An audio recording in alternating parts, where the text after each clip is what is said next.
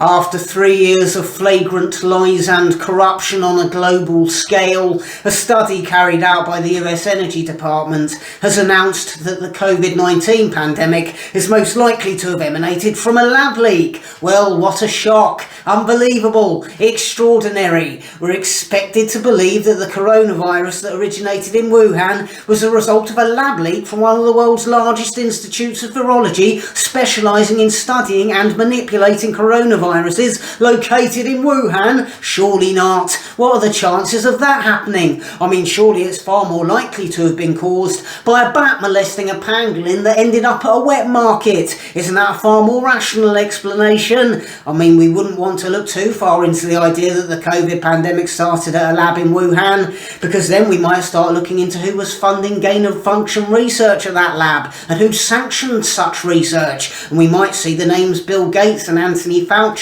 surprisingly pop up, and we wouldn't want that now, would we? We wouldn't want powerful psychopaths playing God to be held to account, would we? For 3 years it's been absolutely clear to anybody with basic critical faculties that this virus 100% emanated from a lab leak. But as soon as there's a public admission of that, we have to start thinking about whether it was an accidental leak or an intentional leak. And if it was an intentional leak, then that's instant world war, isn't it? That's the Western world at war with China instantaneously. The truth is a fast track to nuclear apocalypse. And if it was accidental, there's still the question of what sort of reparations China should have to pay. Or indeed, whether it should be China at all who pays reparations, or whether it should be the individuals funding this sinister and entirely unnecessary scientific research. And of course, even if it is China's fault, we can't blame China, can we? Because that's racist, isn't it? A bunch of white Westerners accusing Asians of instigating a global pandemic, plunging us all into lockdown and decimating the global economy, destroying millions of people's lives.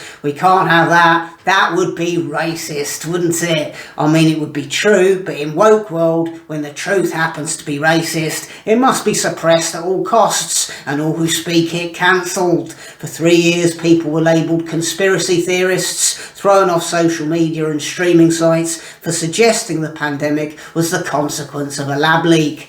Countless people were smeared, misrepresented and ostracised for telling the truth. This is just the first truth to come out, isn't it? What will they admit to next? Lockdowns were a mistake, masks were useless, the vaccine was insufficiently tested. What truths are and aren't we allowed to speak at this point?